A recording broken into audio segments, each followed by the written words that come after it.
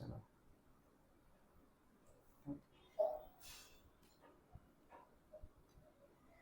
तर हे काय, सपोज तुम्हाला काय, तुम्ही ऑपरेटिंग सिस्टीमची नावं ऐकली असतील, राईट. पहिल्यांदा आपण बघूया इंट्रोडक्शन टू ओ एस. काय बघूया, इंट्रोडक्शन टू ओ एस बघूया. तर ओ एस तुम्ही ऑपरेटिंग सिस्टीमची नावं ऐकली असतील, त्याच्यामध्ये तुम्ही जास्त नाव ऐकलं असेल विंडोज, राईट. त्याच्यानंतर तुम्ही अँड्रॉइड, त्याच्यानंतर आहे आपलं ॲपलचं मॅक ओ एस. त्याला काय म्हणतो आपण, ॲपलच्या याला मॅक ओ एस, राईट. हे आपण कट करण्यापेक्षा मॅक ओ एस करूया आपण. त्याच्यानंतर आहे एक आहे आणखीन एक ओ एस ज्याचं नाव आहे लिनक्स, राईट. हे काय, हे सगळे काय आहेत आपले ओ एस आहेत, राईट, करेक्ट आहे. हे आपले सगळे ओ एस आहेत. मग आता ह्या ओ एसची आपण यूज करतो, ते ह्या ओ एसची आपल्याला गरज का पडते, सगळ्यात पहिला आपण हा बघूया keyboard. What we need to use O S. आपल्याला ओ एस इन्स्टॉल म्हणजे ओ एस यूज करण्याची गरज का पडते, तर आपण ओ एस यूज करतो का ॲक्च्युअलमध्ये, नाही. आपल्याला काय करायचे असतात, काही सॉफ्टवेअर, या त्याला काय म्हणतो आपण, त्याला काय म्हणू शकतो आपण, सॉफ्टवेअर या ॲप्लिकेशन्स, राईट. आपल्याला काय यूज करायचे असतात, सॉफ्टवेअर या त्याचे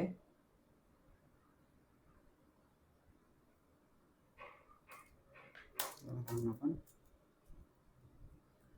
ॲप्लिकेशन, काय करायचं आपल्याला, सॉफ्टवेअर या ॲप्लिकेशन. जसे की तुम्ही एक एक्झाम्पल घेऊया. आपल्याला सपोज तुम्हाला यूज करायचं आहे एम एस ऑफिस. काय ॲप्लिकेशन आपण यूज करतो, कोणते, एम एस ऑफिस, राईट. हे काय, एक ॲप्लिकेशन आहे, सॉफ्टवेअर आहे. त्याला आपण आणखी सपोज तुम्हाला जर यूज करायचं असेल, जसं की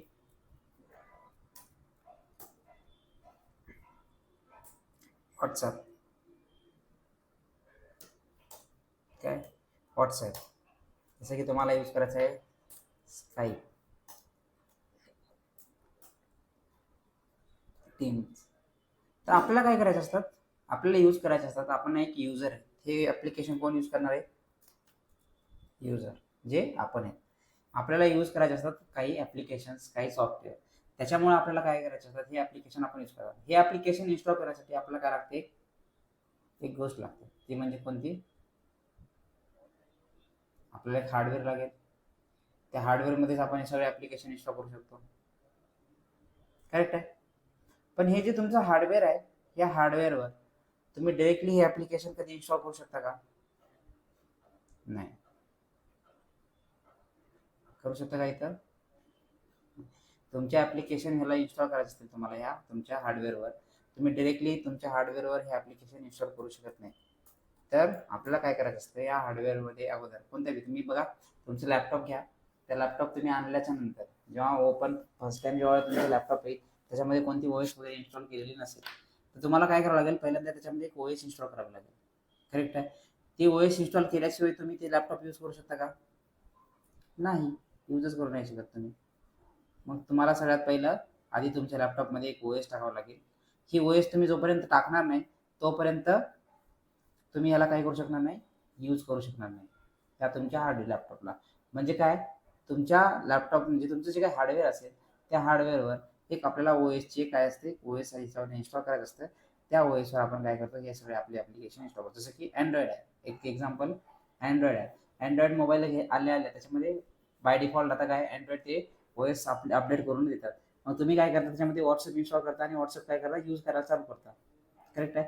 व्हॉट्सअप यूज करायला तुम्ही चालू करता आणि तुम्हाला त्याचा बेनिफिट भेटतो. म्हणजे जे काही तुम्हाला सर्व्हिस घ्यायची आहे व्हॉट्सअपची, तुम्ही घेऊ शकता. काय असते, हे असं एक स्ट्रक्चर असते. मग आपल्याला ओ एसची गरज कशामुळे पडते, कारण आपल्याला यूज करायचे असतात काही ॲप्लिकेशन्स या काही सॉफ्टवेअर. मग हे ॲप्लिकेशन आणि सॉफ्टवेअर डायरेक्टली आपण या हार्डवेअरवर इन्स्टॉल नाही करू शकत, म्हणून आपल्याला त्याच्यामध्ये एक ब्रिज म्हणून काय लागेल, एक ओ एस इन्स्टॉल करावं लागेल. मग डिपेंड करतं की आता तुम्हाला जे कोणते ॲप्लिकेशन आहेत, काही ॲप्लिकेशन विंडोजचे आहेत, ते विंडोजमध्ये सपोर्ट करतात. काही ॲप्लिकेशन लिनक्सचे आहेत, ते लिनक्समध्ये हे होतात. काही ॲप्लिकेशन असे आहेत फक्त ते मॅक ओ एसमध्ये जातात, राईट. ॲपलचे जे काही ॲप्लिकेशन किंवा सॉफ्टवेअर्स आहेत ते बाकीच्या कोणत्या दुसऱ्या OS मध्ये चालतात का? नाही. ते फक्त आणि फक्त त्यांच्या मॅक OS मध्येच ते काय होतात, चालतात. राईट. मग हे तुमचे जे काय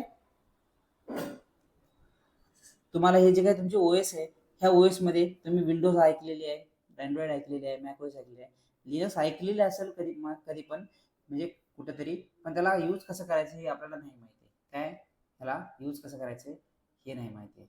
ठीक आहे. मग आपण तुम्हाला एक सिंपल डेफिनेशन जर सांगायचं झालं ऑपरेटिंग सिस्टीमची काय, आणि operating system is interface between user and computer program. जसं की तुमचा एक युजर असेल, हे तुमचा एक हे युजर आहे, काय हे युजर आहे, आणि हे तुमचं काय कम्प्युटर प्रोग्राम आहे. ह्या दोघांच्या बीचमध्ये कोण एक प्रोव्हाइड करते इंटरफेस, म्हणजे एक ब्रिज प्रोव्हाइड करायचं काम कोण करते, हे OS करतं. मग ह्या OS वर तुम्ही काय करू शकता, तुमचे ॲप्लिकेशन इन्स्टॉल करू शकता. ठीक आहे, समजलं. तर हे काय त्याचं एक स्ट्रक्चर असेल. हे हार्डवेअर असेल तुमचे एंड युजर, त्याच्यात तुमचे ॲप्लिकेशन आणि ऑपरेटिंग सिस्टीमवर तुमचे काय असतील ॲप्लिकेशन असतील.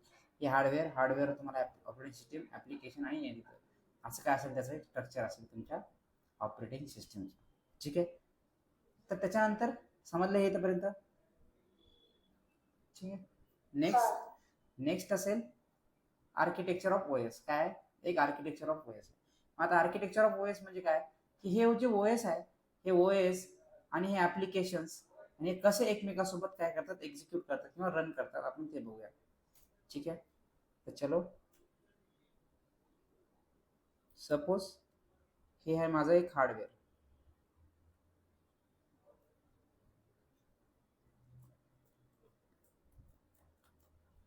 काय हे एक आहे माझं हार्डवेअर. हार्डवेअरमध्ये काय काय येऊ शकतं तुमच्या हार्डवेअरमध्ये, तुमच्या आले रॅम है ना, CPU,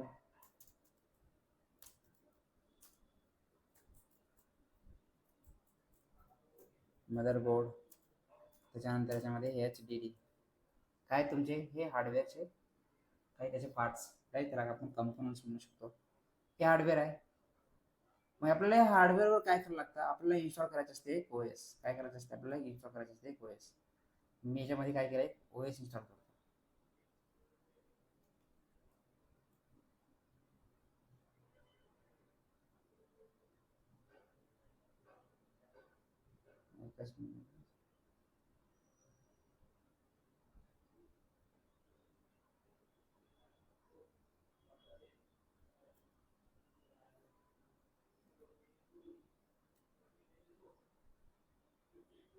हे काय एक OS असेल.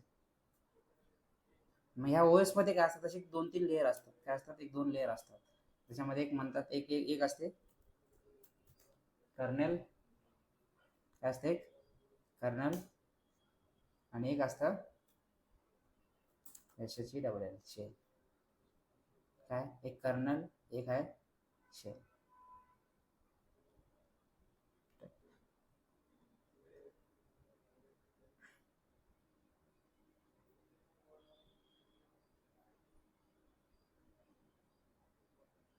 हे काय तुमच्या एक आहे OS ची लेअर. मग ह्या OS मध्ये ह्या तुमचे जे शेल असेल, हे जे तुमचं एक OS असेल, राईट. ह्या OS मध्ये तुम्ही काय करणार, तुमचे ॲप्लिकेशन इन्स्टॉल करणार. जसं की मी इथे एक ॲप्लिकेशन इन्स्टॉल करतो. हे एक ॲप्लिकेशन असेल माझं,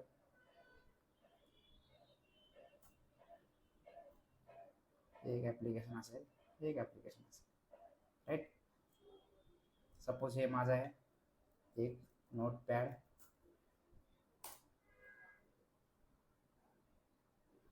हे असेल माझं MS ऑफिस. हे असेल माझं टेम्स. काय हे माझं असेल टेम्स. आता काय करायचंय तुम्हाला, हे आर्किटेक्चर ऑफ OS आहे. तर हे आर्किटेक्चर ऑफ OS मध्ये तुमची जी OS आहे किंवा हे तुमचं जे स्ट्रक्चर आहे, याचं वर्क कसं होतं, तर हे काय असतं, तुमचं एक हार्डवेअर आहे. हार्डवेअरमध्ये हार्डवेअरला फक्त आणि फक्त काय असतं, फक्त एकच लँग्वेज समजते, ते म्हणजे कोणती,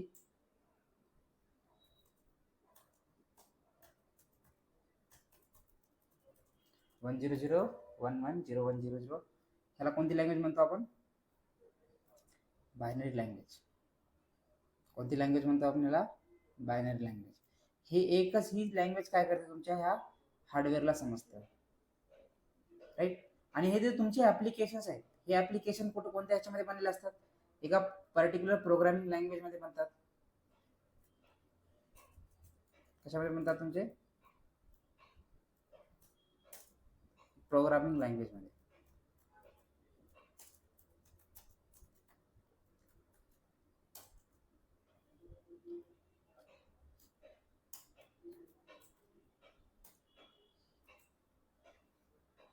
हे प्रोग्रामिंग बनलेले जे तुमचे ऍप्लिकेशन्स आहेत, हे ऍप्लिकेशन्स आता तुमच्या या हार्डवेअरला समजणार कसं? तर ह्याच्यासाठी यूज केलं जातं तुमचं शेल आणि कर्नल. काय केलं जातं? शेल आणि कर्नल ह्या दोन गोष्टी येतात यूजमध्ये. काय ह्या दोन गोष्टी यूजमध्ये येतात. तर काय असतं, तुमचं जे हार्डवेअर आहे या हार्डवेअरला मॅनेज करण्यासाठी, टोटल मॅनेज करण्यासाठी काम कोण करतं? कर्नल. जसं मिलिटरीमध्ये त्याचे मिलिटरीचे जे बटालियन असतात, त्या बटालियनला जे त्या सगळ्या प्रत्येक एका युनिटला एक एक काय असतो? कर्नल असतो. तो कर्नल काय करत असतो? त्या सगळ्या एका पुरा बटालियनला मॅनेज करत असतो. तसंच तुमचं हे पूर्ण हार्डवेअर आहे, या हार्डवेअरला मॅनेज करण्याचं काम कोण करतं? तुमचं कर्नल करतं. कर्नल डिसाईड करतं की तुमचे एखादं ऍप्लिकेशन आहे, त्या ऍप्लिकेशनला किती सीपीयू गेला पाहिजे, किती रॅम गेला पाहिजे, किती इम्पॉर्टंट असेल. सपोज एखादं ऍप्लिकेशन जास्त स्पेस कंझ्युम करत असेल तर त्याला तेवढा स्पेस कशामुळे कंझ्युम करते, ह्या सगळ्या गोष्टीला मॅनेज करण्यासाठी कोण रिस्पॉन्सिबल असते? कर्नल असतं. कर्नल डिसाईड करतं तुमचं हार्डवेअर कसं वर्क करायला पाहिजे, राईट. म्हणून ऑपरेटिंग सिस्टीमचा हार्ट ऑफ ऑपरेटिंग सिस्टीम म्हणतात कर्नलला. काय म्हणतात? कर्नललाच हार्ट ऑफ ऑपरेटिंग सिस्टीम म्हणतात. तुमचं ऑपरेटिंग सिस्टीम कसं वर्क होईल, कसं तुमचे ऍप्लिकेशन चालतील, कसं तुमचा जो डेटा आहे तो तसा डेटा ऍक्सेस कसा करता येईल, या सगळ्या गोष्टीचं काम कोणाकडे असतं? या कर्नलकडे असतं. डिस्क मॅनेजमेंट पासून ते प्रोग्राम मॅनेजमेंट पासून ते तुमचे जे काही प्रोसेस मॅनेजमेंट असतील त्या सगळ्या प्रोसेसचं सगळं मॅनेजमेंट कोण करते? हे कर्नल करतं. मग कर्नलला पण कोणती लँग्वेज कळते? कर्नलला पण बायनरी लँग्वेजच समजते. काय करते? बायनरी लँग्वेजच कळते. मग आता हे शेलचं काम काय? शेल एक इंटरप्रेटर आहे. काय? एक शेल एक इंटरप्रेटर आहे. म्हणजे तो ह्या तुमचं जे ऍप्लिकेशन आहे, ह्या ऍप्लिकेशन आणि तुमचं जे कर्नल आहे, त्या कर्नल ह्या दोघांच्या मध्ये काय करते? दुवा म्हणतो आपण त्याला, ब्रिज, राईट. त्याला आपण काय म्हणू शकतो? आणखीन एक वर्ड आहे, आठवत नाही तेव्हा आता. Mediator, right. दोघांच्या आतमध्ये काय करतो? ते एक ब्रिज करत आहे. म्हणजे तुमचं जे ऍप्लिकेशन आहे, सपोज एक युजर आहे, काय? एक युजर आहे,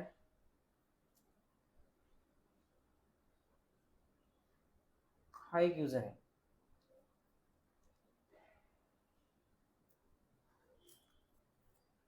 ह्या युजरला एक ऍप्लिकेशन यूज करायचं आहे. कोणतं वाले ऍप्लिकेशन यूज करायचं आहे? सपोज ह्याला यूज करायचं आहे एक नोटपॅड प्लस प्लस. काय? नोटपॅड प्लस म्हणून एक ऍप्लिकेशन आहे. हे ऍप्लिकेशन त्याला यूज करायचं आहे. मग ते ऍप्लिकेशन त्याला यूज करायचं असेल तर त्याची जी रिक्वेस्ट आहे, मी काय केलं? इथनं एक रिक्वेस्ट टाकली. काय केली? मी इथे एक रिक्वेस्ट टाकली की मला नोटपॅड प्लस ऍप्लिकेशन ओपन करायचं आहे. जर मी इथे जाईल सिस्टम मध्ये, राईट, सिस्टम मध्ये गेल्यानंतर इथे नोटपॅड प्लस आहे, ह्याला ओपन केल्याच्या नंतर नोटपॅडच ओपन झालं पाहिजे. काय झालं पाहिजे? नोटपॅडच ओपन झालं पाहिजे. किंवा मी जर इथे एक नवीन टॅब आहे, मी इथे एक नवीन टॅब ओपन केल्यानंतर हे जे विदिन सेकंदामध्ये जी प्रोसेस होते, हे टॅब ओपन केल्यानंतर मला एक टॅबच दिसला पाहिजे. हे काय असतं? त्याचे काम असतं. मी इथे याच्यावर 3 डॉटवर क्लिक केल्यानंतर मला हे सगळं हे इथे दिसलं पाहिजे, हे सगळं व्यवस्थित. ह्या गुगल क्रोमचं काय केलं असेल तशी सेटिंग केलं असते. हे ऍप्लिकेशन्स आहे, राईट. मग तुम्ही ज्या ठिकाणी जे क्लिक केल्यावर तुम्हाला ते सगळं व्यवस्थित दिसण्यासाठी काय, तुमचं जे काही हे ऍप्लिकेशन्स आहे, हे तर तुमचं गुगल क्रोम जे ऍप्लिकेशन आहे, हे तर एका प्रोग्रामिंग लँग्वेज मध्ये बनले. आणि हे तुम्हाला इथे इंटरप्रेट करते कोण? तुमचं. तुम्ही हे ऍप्लिकेशन कुठे यूज करताय? तुमच्या लॅपटॉपमध्ये, या हार्डवेअरवर यूज करताय. इन्स्टॉल पण तुमचं ह्याच्यावर झालं असणार आहे. मग हे तुम्हाला प्रोग्रामिंग लँग्वेज मध्ये जे बनवलेलं ऍप्लिकेशन आहे, ते तुम्हाला तुमच्या जे लँग्वेज तुम्हाला समजते त्या लँग्वेज मध्ये तुम्हाला काय होते? शो होते. तसंच इथं पण तुमचं काय असतं? हे नोटपॅड प्लस प्लस ऍप्लिकेशन आहे. इथनं एखाद्या युजरची रिक्वेस्ट गेल्यानंतर हे ऍप्लिकेशन जाईल प्रोग्रामिंग लँग्वेज थ्रूच. कुठं जाईल? शेलकडे जाईल. शेल काय करेल? जे काही तुमचे हे लँग्वेज आहे ते इंटरप्रेट करेल कुठे? Programming language into binary language. कुठे करेल तुम्हाला ते?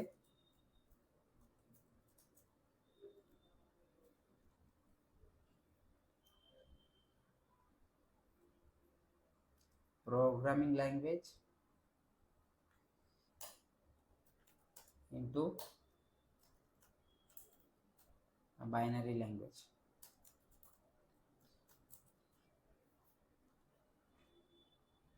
मग हे programming language into binary language मध्ये कन्वर्ट करून हे काय करेल, कर्नलला ऑर्डर पास करेल की हे एक notepad plus plus application open आहे, ते आता सध्या HDD मध्ये सेव्ह आहे, तर त्याला ओपन करून कुठं झालं पाहिजे, जरी ओपन झालं तर तो रॅम मध्येच ओपन होईल. कोणतंही ऍप्लिकेशन असेल तर ते ऍप्लिकेशन कुठं ओपन होतं, तुमच्या जेव्हा रनिंग असतं तेव्हाच ते कुठं चालतं, तुमच्या रॅमवर चालतं. जे सेव्ह असेल तेव्हाच तुमच्या ते कुठं असतं, HDD म्हणजे हार्ड डिस्क ड्राईव्ह मध्ये असतं. करेक्ट आहे. मग हे तुमचं ऍप्लिकेशन आता इथं HDD मध्ये आहे, त्या लोकेशनला तुमचं ऍप्लिकेशन ओपन झालं पाहिजे. मग हे तशीच सेम रिक्वेस्ट घेऊन ह्या सगळ्या ऍक्टिव्हिटी होतील. इकडे येईल, बायनरी प्रोग्रामिंग इंटू बायनरी मध्ये कन्वर्ट करेल. बायनरी मध्ये आलेली जी रिक्वेस्ट आहे शेल कडून, शेल काय करेल, ते कर्नलला पाठवेल. कर्नल काय करेल, ते हार्डवेअर पर्यंत ते पास करेल. हार्डवेअरला सगळ्या गोष्टी मॅनेज करण्यासाठी किंवा पास करण्यासाठी तुमचा कर्नल काय असतो, हेल्पफुल असतो. मग अशा पद्धतीचं तुमचं काय असतं, स्ट्रक्चर असतं. मग सपोज एखादा युजर आहे, त्यांनी एक फाईल सेव्ह केली कुठेतरी, कोणत्या तरी लोकेशनला, काय केली, HDD मध्ये हार्ड डिस्क मध्ये तुमची एक फाईल सेव्ह केली. आता त्याला ती फाईल पाहायची, किंवा एखादा मूवी आहे, राईट, एक मूवी तुम्ही काय केला, ABCDEFGHIJKL असं तुम्ही काय केलं, 2-3 तुमचे फोल्डर क्रिएट केले, त्या फोल्डर मध्ये ठेवले. मग तुम्हाला ती फाईल पाहायची असेल तर तुम्ही डबल क्लिक करून ओपन करून ते फाईल, तुमचं जे मूवी आहे ते बघायला तुम्ही चालू केलं, तर ते क्लिक केल्यानंतर ते तुम्हाला तिथंच घेऊन गेलं पाहिजे किंवा तेच दिसलं पाहिजे. ह्या सगळ्या ऍक्टिव्हिटीचं काम कोणाचं असतं, ह्या तुमच्या कर्नल तुमच्याकडनं ह्या तुमच्या हार्डवेअर करून ते परफॉर्म करून घेतं. आणि हे परफॉर्म करून ॲज इट इज तुमची जी रिक्वेस्ट आहे हे पण ते बायनरी मध्येच बाहेर येईल, इकडं बायनरी मध्ये इकडं शेल पर्यंत येईल. मग शेल काय करेल, ह्याला कन्वर्ट करेल बायनरी इंटू प्रोग्रामिंग लँग्वेज मध्ये, जे काही प्रोग्राम लँग्वेज बनवले. आता तुमचं जे डॅशबोर्ड असेल ते डॅशबोर्ड तुम्ही आता इथे इंग्लिश लँग्वेज मध्ये तयार केलं असल्यामुळे तुम्हाला हे जे डॅशबोर्ड काय दिसेल, आता इंग्लिश लँग्वेज मध्ये तुमच्याकडे तुम्हाला शो होईल. तर हे अशा पद्धतीचं काय असतं, तुमच्या ह्या आर्किटेक्चर तुमचं OS काय होतं, अशा पद्धतीने वर्क होतं. ठीक आहे.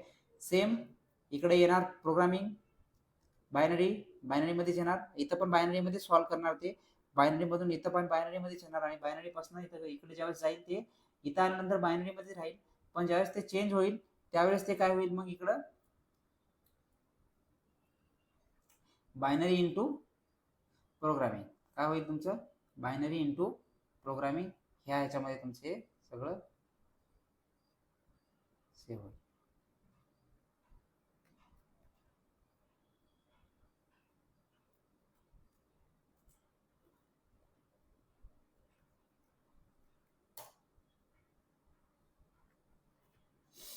समजलं मॅम?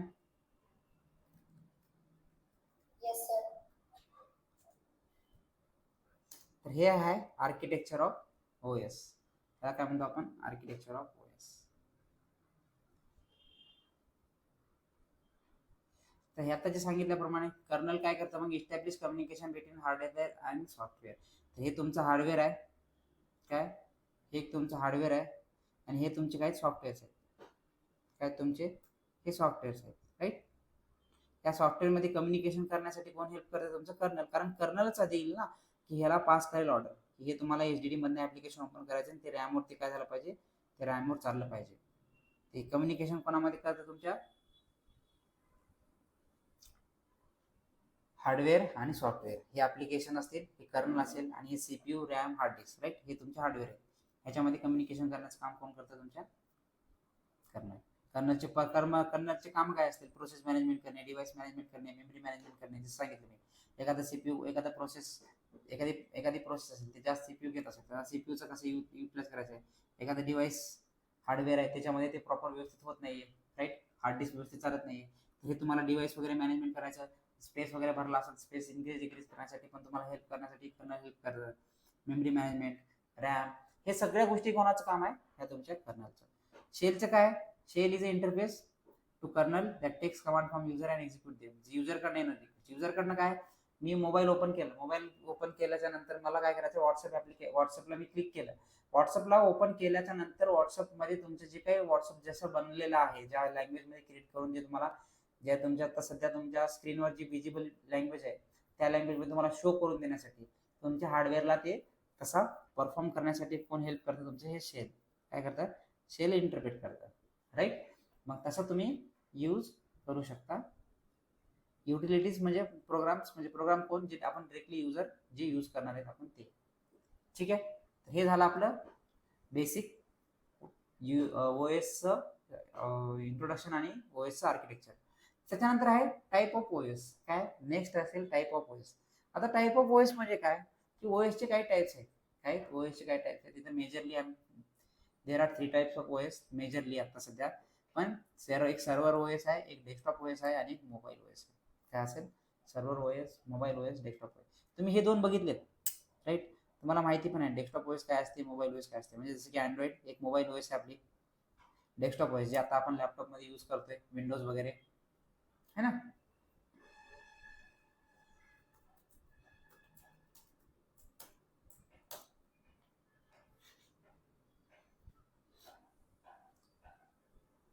हे वाला राईट. हे काय तुमची विंडोजची ओएस आहे, असे तुम्हाला माहिती पण आहे, याचं तुम्हाला बघितलेलं पण असेल तुम्ही. बट आता आपल्याला एक शिकायचे, आपण जे शिकणार आहेत ते काय शिकणार आहेत आपण सर्व्हर रिलेटेड ओएस शिकणार आहेत. काय शिकणार आहेत आपण सर्व्हर रिलेटेड जे लागणारी ओएस आहे आपण ते शिकणार आहे. तर सर्व्हर म्हणजे काय design for server OS design for servers computer that runs 24/7. म्हणजे असे सर्व्हर जे 24/7 आपल्याला काय करणार सर्व्हिस प्रोव्हाइड करणार. सर्व्हर म्हणजे काय जे आपल्याला एक सर्व्हिस देतात 24/7. जसं की एक मी काय केलं इथं युट्यूबला ओपन केलं.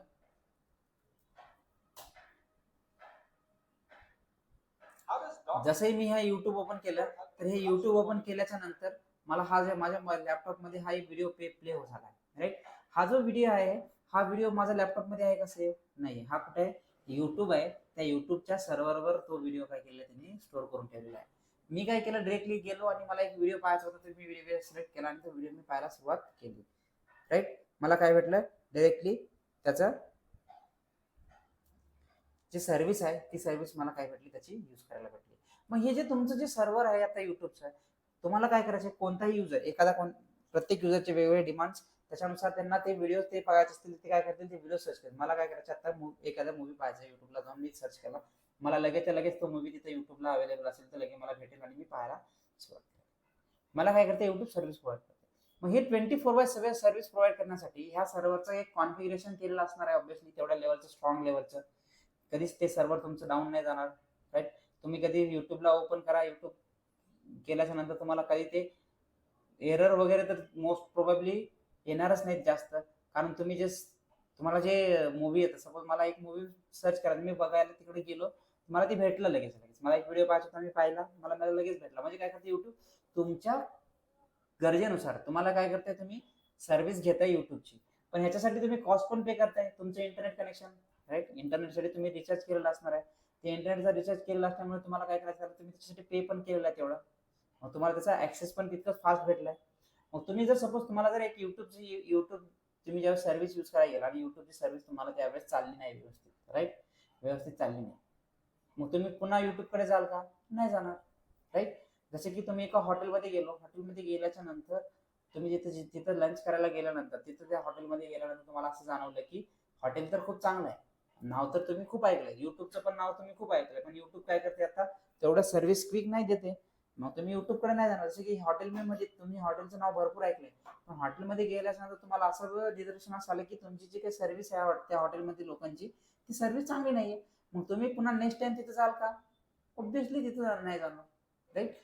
कारण तुम्ही काय म्हणाल की मी तर पैसे पे करते आणि पैसे पे करून सुद्धा मला सर्व्हिस चांगली भेटत नाही तर मी कशाला पुन्हा त्या हॉटेलमध्ये जाऊ किंवा मी पुन्हा का ते एक सोर्स आहे त्याचा यूज करू राईट. युट्यूब काय तुमच्यासाठी एक सोर्स आहे की तुम्हाला यूज करायचे सर्व्हिस यूज करण्यासाठी एक सर्व्हर असेल जे काही युट्यूब असेल मग ते तुम्ही कशाला यूज करणार आहेत नाही करणार आहे. मग त्याच्यासाठी हे जे तुमचे ओएस सर्व्हर असतील त्या सर्व्हरची जी काही ओएस असेल काय असेल आपल्याला आपण शिकणार आहेत सर्व्हर ओएस. काय शिकणार आपण सर्व्हर्स राईट. तुम्ही सर्व्हर बघितले असतील मूवीज मध्ये वगैरे असे असतात सर्व्हर्स. काय असतात असे सर्व्हर एक सर्व्हर तुमचे मोठे मोठे खूप ह्याला डेटा सेंटर सर्व्हर्स असे काय भरपूर सारे नावच आहेत. मग तुम्हाला हे जे एक सर्व्हर आहे काय हे एक सर्व्हर दिसते हे एक सर्व्हर नाहीये एक तुमचं डेटा सेंटर आहे. मग इथं तुम्हाला काय करायचे ह्याच्यासाठी जे लागणारे जे ओएस असेल किंवा ह्याच्यासाठी लागणारे जे कॉन्फिगरेशन असेल तेवढं त्याचं काय असलं पाहिजे, स्ट्रॉंग असलं पाहिजे, जेणेकरून कधीही ते सर्व्हर काय नाही झालं पाहिजे, डाऊन नाही झालं पाहिजे. 24/7 म्हणजे 24/7 सर्व्हिस काय केलं पाहिजे, प्रोव्हाइड केली पाहिजे. ह्या दृष्टिकोनातून त्याचं कॉन्फिगरेशन करायचं आहे. मग आता काय करायचंय, सपोज आता हे वेगवेगळ्या टाईपची वेगवेगळे ओएस आहे, राईट. एक मोबाईल ओएस आहे, एक डेस्कटॉप ओएस आहे आणि एक सर्व्हर ओएस आहे. हे 3 ओएस आहे, राईट. मग त्या 3 ओएस मध्ये काय डिफरन्स कशासाठी, का वेगवेगळे ओएस कशासाठी बनवली, जसं की सपोज आता काय केलं मी काय केलं, माझं जो मोबाईल मध्ये ओएस आहे ती मी मोबाईल मधली ओएस मी ह्याच्यात जर यूज केली, कशामध्ये, लॅपटॉप मध्ये यूज केली. तुम्ही काही ह्याच्यापूर्वी तुम्ही बघितले असतील, विंडोजने मोबाईल पण लॉन्च केले होते बघा, विंडोज मोबाईल,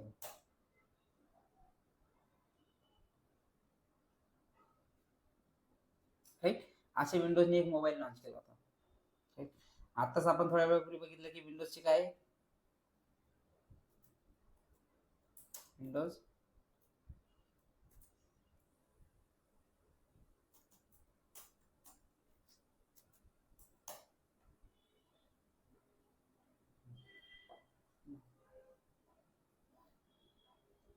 हे मोबाईल ओएस आहे, हे डेस्कटॉप ओएस आहे आणि एक सर्व्हर ओएस. काय असणार आहे, मोबाईल ओएस, डेस्कटॉप ओएस. आता हे वेगवेगळे जे डिव्हाइसेस आहेत, त्या वेगवेगळ्या डिव्हाइससाठी त्यांनी वेगवेगळी ओएस इन्स्टॉल केली. त्यांनी काय केलं, सपोज त्यांनी जर आता तुम्ही पहिलं, आपल्याला माहिती आहे आपण विंडोजचं लॅपटॉपमध्ये आपण मोस्ट प्रोबॅबली यूज केलेलं आहे कधी ना कधीतरी, राईट. तर आपण ज्यावेळेस विंडोज यूज करायचो, हे विंडोजमध्ये जे टाकलेली जी ओएस होती ती त्यांनी मोबाईलमध्ये टाकून ते मोबाईलला लॉन्च केलं आहे. त्यांना वेगळी ओएस का बनवायची गरज पडली मोबाईलसाठी, कारण इम्पॉर्टंट गोष्ट काय, कम्पॅटेबिलिटी. काय त्याचे कम्पॅटेबिलिटी तुम्ही चेक करू शकता, तुम्हाला त्याची कम्पॅटेबिलिटी समजेल की म्हणजे हे माझं एक हाय लेवलचं, म्हणजे लॅपटॉप आणि मोबाईल दोघांना जर कम्पेअर कराल तर कोणाचं स्ट्रॉंग हे असेल, काय म्हणू शकतो त्याचं बिल्डअप, कोणाचं स्ट्रॉंग असेल, जास्त हेवी लॅपटॉप असणार आहे ऑब्विसली. मोबाईल तेवढा स्ट्रॉंग असेल का, नाही. मग तुम्ही जर मोबाईलमध्ये जे तुम्हाला मोबाईलमध्ये जे ओएस इन्स्टॉल करायची आहे, ते लॅपटॉपमध्ये जे करायचे ते तुम्ही मोबाईलमध्ये टाकले, तुमचा मोबाईल चालेल का प्रॉपर व्यवस्थित, नाही चालणार, राईट. लॅक होईल, हँग पडेल, राईट. त्याचे मल्टिपल इश्यूज तुम्हाला फेस करावे लागतील. ह्या सगळ्या गोष्टी तुम्हाला काय करावं लागतील, सगळ्या गोष्टीला तुम्हाला फेस करावं लागेल जर तुम्ही त्याची कम्पॅटेबिलिटी चेक न करता तुम्ही त्याच्यामध्ये ती एखादी गोष्ट काय केली, ऍड केली तर, करेक्ट आहे. मग अशा सिनेरिओमध्ये त्यांनी काय केलं, वेगवेगळे तुमचे जे डिव्हाइसेस आहेत त्याच्यानुसार त्यांनी काय केले, ओएस क्रिएट केले. जसं की आता आपण बघतोय, आता मोबाईलमध्ये पण एक ओएस आलेलीच आहे, राईट. मोबाईलमध्येच आहे, सॉरी. आता आपल्याकडे काय, आपले वॉच आहेत, आता वॉचमध्ये पण अँड्रॉइड आलेला आहे. टीव्हीज आहेत, टीव्हीमध्ये पण अँड्रॉइड आलेला आहे, राईट. तुमचे वॉशिंग मशीन आहेत, आता वॉशिंग मशीन पण काही काही आता अँड्रॉइड येत आहे, राईट. म्हणजे हे वेगवेगळे जे डिव्हाइसेस आहेत ते वेगवेगळ्या डिव्हाइसेसला वेगवेगळी ओएस आहे. तुमची जी टीव्ही मध्ये जे चालणारी ओएस आहे ती जर तुमच्या वॉचमध्ये जर तुम्ही त्यांनी ओएस टाकली, ते वॉच तुमची चालेल का, नाही. किंवा वॉचमध्ये जे सपोर्टेड ओएस आहेत ते तुम्ही तुमच्या टीव्हीला किंवा लॅपटॉपला टाका, ते चालेल का, नाही. कारण त्याचे काय असणार आहे, कम्पॅटेबिलिटी असू, त्याच्यानुसार त्यांनी काय केलं, ते ओएस डिझाईन केलं आहे किंवा स्ट्रक्चर केलेलं आहे. त्याच्यामुळे तुम्हाला काय होईल, त्याचा यूज करण्यासाठी हेल्प होईल, बरोबर आहे. त्याच्यामुळे तुम्हाला काय होईल, त्याचा यूज करण्यासाठी हेल्प होईल. मग ह्या पद्धतीचे जे ओएस आहेत हे 2, 3, 4 टाईप जितके असेल, मग आता आपण असं म्हणू शकतो की जितके तुमचे हार्डवेअर डिव्हाइसेस असतील तेवढ्या टाईपचे ओएस तुम्हाला मार्केटमध्ये भेटतील. काय भेटतील तुम्हाला, तेवढ्या टाईपचे. कारण मोबाईलसाठी वेगळी ओएस आहे, वॉचसाठी वेगळी ओएस आहे, टीव्हीसाठी वेगळी ओएस आहे, डेस्कटॉपसाठी वेगळी ओएस आहे, सर्व्हरसाठी वेगळी ओएस आहे. आणि हे सगळ्या ओएस त्याच्या कम्पॅटेबिलिटीनुसार काय केले, डिझाईन केले आणि तसे बनवून त्याचा यूज करतात. ठीक आहे, समजले ओएसचे टाइप्स. आपण जे सर्व्हर रिलेटेड जे ओएस शिकणार आहे, ते सर्व्हर रिलेटेड ओएस कशासाठी शिकणार आहे, ह्याच्यासाठी शिकणार आहे की तुमचं जे काय परफॉर्मन्स असेल ते परफॉर्मन्स स्ट्रॉंग आणि चांगलं असलं पाहिजे, त्याच्यामध्ये तुम्हाला ते काही प्रॉब्लेम नाही आला पाहिजे. सपोज माझं जे लॅपटॉप आहे, ह्या लॅपटॉपमध्ये मी 2 मोठे ऍप्लिकेशन चालू केले, तर माझं लॅपटॉप व्यवस्थित चालेल का, नाही चालणार. कारण त्याच्यामध्ये ते त्या लेवलचं काय असणार नाही, ऑब्व्हियसली त्याच्यात ते ओएस मी इन्स्टॉल केलेलं आहे, त्याचं कॉन्फिगरेशन तेवढं स्ट्रॉंग नसणार आहे. जसं की माझ्या लॅपटॉपचं तर कॉन्फिगरेशन आहे की इझी, बेसिक कॉन्फिगरेशन असेल, काय असेल, 256 GB ची एक एसएसडी असेल आणि 4 GB चा रॅम असेल. मग आता ह्या एवढ्या छोट्याशा कॉन्फिगरेशनवर तुमचे मोठे ऍप्लिकेशन तुम्ही आणून टाकायच्यामध्ये तुमचे चालेल का. कोणी युट्यूब सारख्या सर्व्हरची जेव्हा तुम्ही एखादे युजर्स असतील, कारण मी एकटाच युजर आहे का जे युट्यूबची सर्व्हिस इथं यूज करतोय, नाही. लाखो करोडो लोक आहेत, प्रत्येक देशात म्हणजे जगातल्या कोणत्याही कुठल्याही कोपऱ्यामधनं त्याच्यावर रिक्वेस्ट जात आहेत. तर प्रत्येक युजरला त्यांच्या त्यांच्या रिक्वेस्टनुसार डेटा सर्व्ह करण्यासाठी त्याचं स्ट्रॉंग किती बिल्डअप म्हणजे त्याचं कॉन्फिगरेशन किती स्ट्रॉंग केलं असेल इमॅजिन करायची गोष्ट आहे, राईट. त्याचं कॉन्फिगरेशन आणि त्याचं बिल्डअप जे असेल ते किती स्ट्रॉंग केलेलं असेल, जेणेकरून प्रत्येक युजरला ते प्रत्येक त्यांच्या त्यांच्या रिक्वायरमेंटनुसार त्यांचा त्यांचा डेटा सर्व्ह करणे एक किती मोठी आणि किती इम्पॉर्टंट त्यांच्यासाठी गोष्ट असेल. म्हणून आज सगळे जवळपास लोक युट्यूब यूज करतात, कारण त्यांना काही प्रॉब्लेमच फेस करायची गरज पडत नाही. जे पाहिजे ते त्यांना ते युट्यूबला भेटते, ते युट्यूब सर्व्हिस काय करतात, यूज करतात. सर्व्हर म्हणजे काय, ते तुम्हाला जे सर्व्हिस प्रोव्हाइड करते, राईट. 24/7 सर्व्हिस प्रोव्हाइड करताय आणि तुम्ही जे त्याचे काय असणार आहेत, क्लायंट असणार आहेत. सर्व्हर आणि क्लायंट. सर्व्हर म्हणजे टोटल कंटिन्युअसली आपल्याला सर्व्हिस देत राहणे, त्याला काय म्हणतो आपण, सर्व्हर. मग आपण जे शिकणार आहेत ते शिकणार आहेत सर्व्हर रिलेटेड ओएस. काय शिकणार आहेत, सर्व्हर रिलेटेड ओएस. आणि त्याच्यामध्ये शिकणार आहेत आपण काय शिकणार आहेत, लिनक्स सर्व्हर. काय शिकणार आहेत, लिनक्स सर्व्हरसाठी जे लागणारी ओएस आहे आपण ते शिकणार आहेत. ठीक आहे, समजते सायली मॅम? चलो, तुम्हाला या सगळ्या गोष्टी माहिती असतील तरी पण हे बेसिक मध्ये थोडंसं एकदम बेसिक मधनं सांगितलं तर कसं असेल, पुन्हा तुम्हाला नंतर त्या गोष्टी हे होणार नाही. ठीक आहे, जरी तुम्हाला असं वाटत असेल की हे सगळं मला येत माहिती असेल तरी पण हे रिपीट होत असेल तर त्यासाठी म्हणतोय मी, कारण हे आम्हाला म्हणजे सांगावंच लागतं तुम्हाला. आम्ही असं कन्सिडर करतो की स्टुडंटला काही माहिती नाही आहे, भलेही त्यांना माहिती असेल तरी. ठीक आहे, चलो नेक्स्ट. मी आता आपण जे बघितलं आतापर्यंत सर्व्हर रिलेटेड ओएस बघितली. मग त्याच्यामध्ये आपण आता मेन टॉपिक कडे आलोय, आपल्या इंट्रोडक्शन टू लिनक्स सर्व्हर म्हणजे लिनक्स ओएस. आता आपल्याला काय करणार आहे, आपण लिनक्स ला जे सर्व्हर जे आपले इन्स्टॉल केले असतील त्या सर्व्हरला लागणारे जे ओएस आहे आपण ते आता काय करणार आहे, बघणार आहे. चलो, तर एक इंट्रोडक्शन टू लिनक्सच्या अगोदर आता इथे येऊया. व्हॉट इज ओपन सोर्सच्या अगोदर इथं थोडंसं खाली येऊया. What is Linux OS. काय, व्हॉट इज लिनक्स ओएस. तर लिनक्स ओएस काय आहे, Linux is an open source operating system. काय, Linux is an open source operating system. It's created by as hobby by Linus Torvald in 1991. 1991 मध्ये एका व्यक्तीने, lioness टॉरवल्ड नावाच्या एका व्यक्तीने ही काय केलं, लिनक्सला क्रिएट केलेला म्हणजे बनवलेला आहे. कोणाचं हेल्प घेऊन, as a alternative of Unix OS which is a variant of Unix. Unix OS काय खूप जुनी ओएस आहे, त्याला बेस पकडून युनिक्स ओएसला एक अल्टरनेटिव्ह म्हणजे काय म्हणू शकतो, अल्टरनेटिव्ह म्हणजे आपण त्याला एक कॉम्पिटिशन टाईप मध्ये, म्हणजे त्याची एक रेप्लिका टाईप अशा टाईप मध्ये त्याचं काय असणार आहे, एक डुप्लिकेट टाईप मध्ये त्याची एक ओएस क्रिएट केली, त्याचं नाव आहे लिनक्स ओएस. तर हे लिनक्स ओएस मध्ये पहिल्यांदा एक वर्ड आलेला आहे, ओपन सोर्स ऑपरेटिंग सिस्टम. काय, ओपन सोर्स ऑपरेटिंग सिस्टम.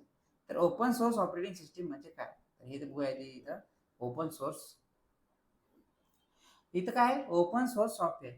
तर open source software is code that publicly accessible. काय, पब्लिकली ऍक्सेसिबल म्हणजे ओपन सोर्स सॉफ्टवेअर असे सॉफ्टवेअर्स आहेत जे तुम्हाला पब्लिकली इझिली फ्रीली तुम्हाला काय भेटतील, अवेलेबल भेटतील आणि ऍक्सेस करायला तुम्हाला कुठून पण भेटतील. म्हणजे काय, आता यांचा यूज करण्यासाठी तुम्हाला याचे ओपन सोर्सचे जे कोड्स असतील, हे जे सॉफ्टवेअर्स असतील, ओपन सोर्स कोड तुम्हाला काय भेटतील, मार्केटमध्ये तुम्हाला फ्रीली अवेलेबल भेटतील. ह्याचे कोड्स तुम्ही डिरेक्टली कोड तुम्ही टाका, तुम्हाला कोड भेटतील. आणि तुम्हाला जर कोडिंगचं नॉलेज वगैरे असेल तर तुम्ही काय करू शकता, स्वतःच काहीतरी नवीन तुम्ही डेव्हलप क्रिएट म्हणजे तुम्हाला बनवायचं असेल तर तुम्ही काहीतरी नवीन क्रिएट करू शकता. कारण ह्याच्यासाठी तुम्हाला कोणते पैसे वगैरे पे करायची गरज नाही, सगळं हे तुम्हाला फ्री ऑफ कॉस्ट असेल. काय, हे असेल free to use, free to modify आणि फ्री टू डिस्ट्रीब्यूट. असे काय असतील त्याचे ओपन सोर्सचे सॉफ्टवेअर. जसं की एक ऍप्लिकेशन आहे, ते तुम्ही कधी कुठं पण कोणत्याही ओएस मध्ये यूज करू शकता. जसं की VLC मीडिया किंवा मोझिला फायरफॉक्स, राईट. हे मोझिला फायरफॉक्स तुम्हाला इन्स्टॉल केल्यानंतर तुम्हाला हे यूज करण्यासाठी काय पैसे पे करायची गरज आहे का तुम्हाला? काय, एक ओपन सोर्स सॉफ्टवेअरचे काय एक्झाम्पल आहे. हे मोझिला फायरफॉक्स मी याला ओपन केलं. आता हे ओपन केल्यानंतर तुम्हाला कोणते पैसे पे करायची गरज आहे का? तुम्हाला जे पाहिजे तुम्ही काय करू शकता, याचा यूज करू शकता. हे काय ओपन सोर्स सॉफ्टवेअर आहे. इथे एक आणखीन एक व्हर्च्युअल बॉक्स आहे. हे व्हर्च्युअल बॉक्सची कॉन्सेप्ट आहे. हे पण तुम्हाला इन्स्टॉल करण्यासाठी तुम्हाला काय लागेल, काही तर सर्व्हर म्हणजे काय पैसे पे करायची गरज आहे का? नाही. तुम्हाला या सगळ्या सर्व्हिसेस काय भेटतात, फ्री ऑफ कॉस्ट भेटते. काय भेटते तुम्हाला, या सगळ्या सर्व्हिसेस फ्री ऑफ कॉस्ट भेटतात. म्हणून तुम्ही काय करू शकता, डायरेक्टली यूज करू शकता. जसं की तुम्हाला VLC मीडिया प्लेअर ऍप्लिकेशन हे डाउनलोड करायचं आहे, त्यासाठी तुम्हाला वेगळा चार्ज आहे का? नाही.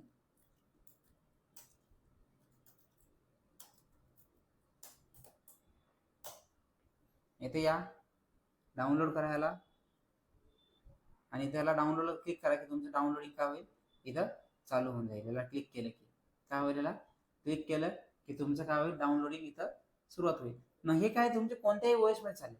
पण कसं असतं, काही काही ऑप्शन, काही काही सॉफ्टवेअर, ओपन सोर्स सॉफ्टवेअर म्हणजे सॉफ्टवेअरचे कोणत्याही ओएस मध्ये चालतील. जसं की आता तुमचे एक लिनक्स ओएस पण आहे, हे ओपन सोर्स सॉफ्टवेअर आहे एक प्रकारचं. मग त्याच्यानंतर VLC, मोझिला असे वेगवेगळे काय आहेत, याचे भरपूर सारे ऍप्लिकेशन्स आहेत. पण तुमचे सपोज एम एस ऑफिस हे आहे, हे ऍप्लिकेशन फक्त एम एस ऑफिस जे असेल हे फक्त आणि फक्त कुठे चालतं, तुमचं इन्स्टॉल कशामध्ये होतं, विंडोज मध्येच हे चालेल. काय होईल तुमचं एम एस ऑफिस हे जे आहे हे फक्त कुठे एक्झिक्यूट होईल, तुमचं चालेल प्रॉपर व्यवस्थित पद्धतीने. Sorry, M S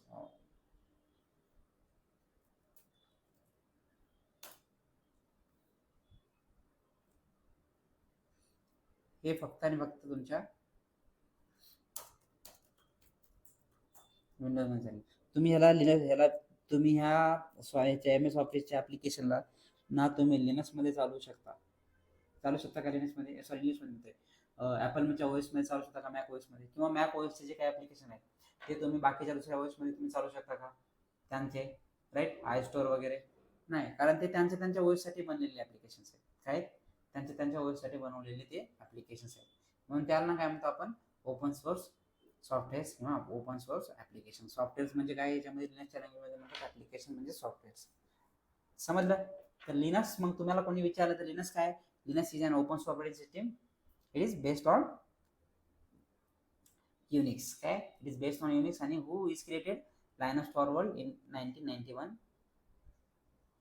right, 1991 Linus Torvald is created of Linux, right. हे जे तुमचं हे जे लिनक्स आहे, मग हे लिनक्स काय असणार आहे, त्यासाठी यूज केलं जातं, पर्सनल कॅम्प्युटर मोस्टली यूज केलं जातं, सर्व्हर्स, मोबाईल्स असे वेगवेगळे काय असतील तुमचे काय म्हणतात तुला, computer, servers, main frames, mobiles, devices, अशा सगळ्या डिव्हाइसेससाठी तुमचं काय केलं जातं, लिनक्स हे डेव्हलप केलं आणि यूज केलं जातं. तर त्याच्या अगोदर काय करूया, आपल्याला दोन गोष्टी माहिती आहेत. आपण एक ओएस शिकलेली आहे, म्हणजे ओएस शिकलेली जरी नसली पण आपण ती यूज केलेली आहे, ते म्हणजे विंडोज ओएस, राईट. आपल्याकडे एक लॅपटॉप असू शकतो, आपण लॅपटॉप यूज केलेलाच असेल.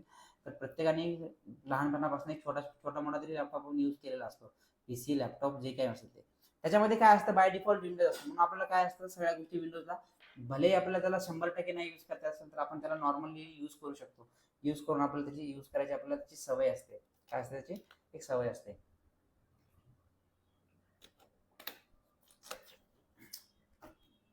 सॉरी. मग हे तुमचं जे काही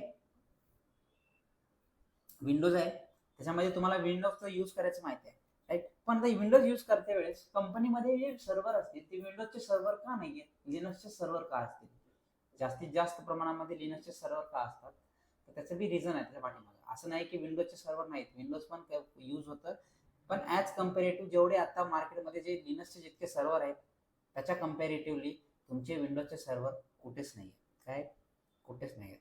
जर तुमचे लिनक्सचे 1000 सर्व्हर असतील तर तुम्हाला विंडोजचे सर्व्हर तुमचे किती भेटतील, तुम्हाला 100 भेटतील.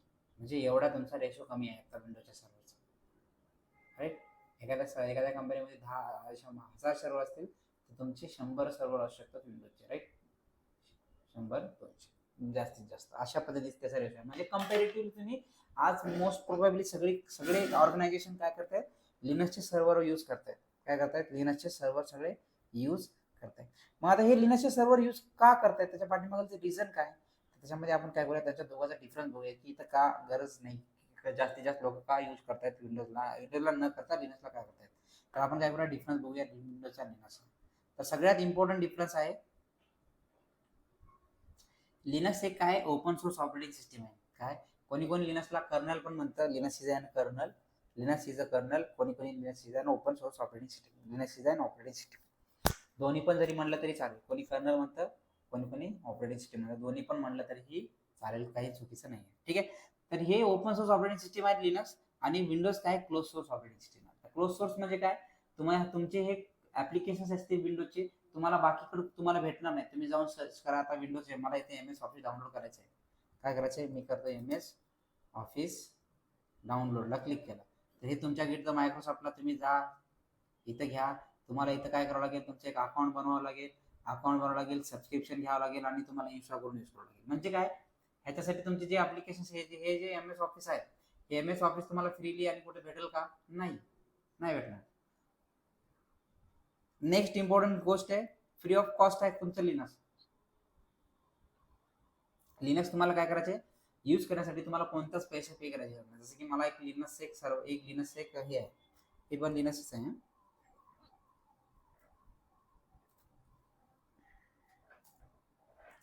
मी काय करतो, एक उबंटू नावाचं एक लिनक्सचे काय डिस्ट्रीब्युशन आहे, ते तुम्हाला इन्स्टॉल करायचं आहे. तुम्ही डाउनलोड करा, याला क्लिक करा, काय होईल तुमचे डाउनलोडिंगला चालू होऊन जाईल, ते install.